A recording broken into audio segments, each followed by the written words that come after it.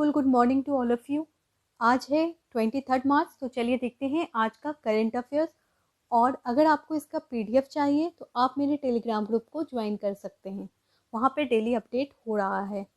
आज हम लोग इस वीडियो में देखेंगे क्रिप्टो करेंसी बैन करने वाली कंट्री कौन सी है, और अभी हाल में लक्ष्मी प्रिया जिनका डेथ हो गया है वो किस डांस फॉर्म से बिलोंग करती हैं।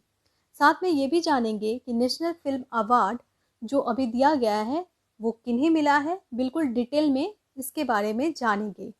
G20 समिट इंडिया में होने वाला है और इंडिया कब इसे होस्ट करने वाला है, ये पूरी जानकारी जानेंगे। चलिए वीडियो स्टार्ट करते हैं रिवीजन क्वेश्चन के साथ। 22 मार्च का क्वेश्चन था world puppetry day is on. World puppetry day यानी पपेट कठपुतली दिवस कब मनाया जाता है, तो ये मनाया जाता है 21 मार्च को। जैसा कि मैंने आपको बताया था इंटरनेशनल फॉरेस्ट डे वो भी मनाया जाता है 21 मार्च को। साथ में वर्ल्ड सिंड्रोम डे वो भी मनाया जाता है 21 मार्च को। तो वीडियो को पूरा देखें क्योंकि इसमें बहुत सारे करंट अफेयर्स न्यूज़ हैं। आज का करंट अफेयर्स देखते हैं। Question number 1, which country has propose to ban crypto currency. कौन सी कंट्री सोच रही है कि क्रिप्टो करेंसी को बैन कर दिया जाए? वो कंट्री है इंडिया। क्रिप्टो करेंसी एक डिजिटल करेंसी है जिसके बारे में आप थोड़ा बहुत जानते ही होंगे। एक डिजिटल कॉइन है और ये करेंसी एक्चुअली क्या होता है, इसमें पीयर टू पीयर ट्रांसफ़र होते हैं, यानी कि कोई सेंट्रल सर्वर नहीं होता। और ये जानना थोड़ा मुश्किल हो जाता है रिजर्व बैंक ऑफ इंडिया के लिए कि कहाँ पैसा ट्रांसफ़र होगा, यानी कि सेंट्रल बैंक को ये चेक करना थोड़ा डिफ़िकल्ट हो जाता है कि कैसे ये डिजिटल मनी फ्लो हो रहा है। तो फ्रॉड मनी को कंट्रोल करने के लिए या बाहर से इंडिया में जो रेमिटेंसेस आते हैं उसको चेक करने के लिए ये स्टेप लिया जा रहा है आरबीआई के द्वारा, और हो सकता है कि क्रिप्टो करेंसी को बैन कर दिया जाए। इससे बहुत ज़्यादा कंट्रोवर्सी हो रही है, इसलिए ये न्यूज़ कवर किया गया है। और कुछ लोग ऐसा मान रहे हैं कि इससे हमारी इकॉनमी पीछे भी जा सकती है वर्ल्ड इकॉनमी से, क्योंकि क्रिप्टो करेंसी एक न्यू और लेटेस्ट टेक्नोलॉजी है। चलिए आगे बढ़ते हैं क्वेश्चन नंबर 2 की तरफ। India will host G20 meet in which year. Bharat host करने वाला है G20 मीट। कब करने वाला है? वो करने वाला है 2023। चलिए डिटेल में जानेंगे G20 को कि कौन कौन सी कंट्रीज़ के अंतर्गत आती है कॉन्टिनेंट वाइज, जो कि याद करने में बहुत आसान हो जाएगा। जैसे कि अगर हम नॉर्थ अमेरिका की बात की जाए तो 3 कंट्री का नाम बहुत ही रिनाउंड है, मैक्सिको, कनाडा, यूएसए। अगर हम लोग साउथ अमेरिका की बात करें तो 2 कंट्री आप बहुत अच्छे से जानते होंगे, ब्राज़ील, अर्जेंटीना। अगर हम अफ्रीका की बात करें तो वहाँ पे केवल है साउथ अफ्रीका। ठीक है, ये G20 कंट्रीज़ हैं। G7 याद करना आसान है, लेकिन G20 कंट्रीज़ कैसे याद किया जाए, तो हम कॉन्टिनेंट के थ्रू याद कर सकते हैं। अगर हम लोग यूरोप की बात करें तो वहाँ पे रिनाउंड कंट्रीज़ कौन से हैं? UK, France, Germany, Italy. Right. चलिए आगे बढ़ते हैं। ऑस्ट्रेलिया तो ऑस्ट्रेलिया है, तो एक तो वो भी याद हो गया। अब बचता है एशिया। एशिया के बड़े रिनाउंड कंट्रीज कौन से हैं? Of course India, Russia, China, Japan, south Korea. ये चारों नाम तो आपको याद हो जाएगा। अब हम लोग देखेंगे कि मुस्लिम डोमिनेटेड कंट्रीज जो काफ़ी रिनाउंड है वो हैं सऊदी अरेबिया, तुर्की, इंडोनेशिया। तो इस तरह से आप याद कर सकते हैं। ठीक है, तो आपने देखा नॉर्थ अमेरिका में है कनाडा, यूएसए और मैक्सिको। साउथ अमेरिका में ब्राज़ील, अर्जेंटीना। अफ्रीका में साउथ अफ्रीका। और एशिया में Russia, India, China, Japan, south Korea. Africa में साउथ अफ्रीका। यूरोप में United Kingdom, France, Germany, Italy. Australia में ऑस्ट्रेलिया। और मुस्लिम डोमिनेटेड कंट्री में सऊदी अरेबिया, तुर्की, इंडोनेशिया। तो इस तरह से हम इसे याद कर सकते हैं। क्वेश्चन नंबर 3 की तरफ मूव करते हैं। बहुत ही इंटरेस्टिंग और इम्पॉर्टेंट न्यूज़ है। किस फिल्म को दिया गया है best Hindi film 67th national film award. तो नेशनल फिल्म फेयर अवार्ड जो अभी दिया गया है 67th, उसमें बेस्ट मूवी है, जी हाँ, छिछोरे। ये अवार्ड एक्चुअली दिया गया है 2019 मूवीज़ के लिए, और छिछोरे जो आया था 2019 में, उसको बेस्ट हिंदी फिल्म अवार्ड दिया गया है। बहुत ही अच्छी मूवी है। चलिए आगे बढ़ते हैं। 67th national film fair award for 2019 release हो गया है, और उसमें बेस्ट एक्टर अवार्ड किसे दिया गया है? वो दिया गया है मनोज वाजपेयी को for the film Bhonsle and Tamil film Dhanush. Bhonsle और धनुष के लिए दिया गया है। 67th फिल्म फेयर अवार्ड में बेस्ट एक्ट्रेस दिया गया है कंगना रनावत को फॉर मणिकर्णिका एंड पंगा। बहुत ही अच्छी मूवी है। चलिए आगे बढ़ते हैं। 67th national film fair award के बारे में और भी डिटेल में जानते हैं। बेस्ट चाइल्ड मूवी मिली है कस्तूरी को। बेस्ट फिल्म इन इंटरटेनमेंट मिला है वाटर ब्रुयल को।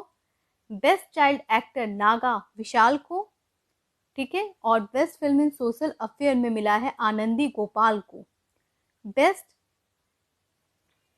फीचर फिल्म में मिला है मड़ाकर को। तो ये सब नाम इंपॉर्टेंट है, तो याद रखिएगा। और एक और बहुत ही इंपॉर्टेंट न्यूज़, सिक्किम स्टेट ने एक बहुत इंपॉर्टेंट प्राइज जीता है जिसका नाम है फ्रेंडली स्टेट अवार्ड।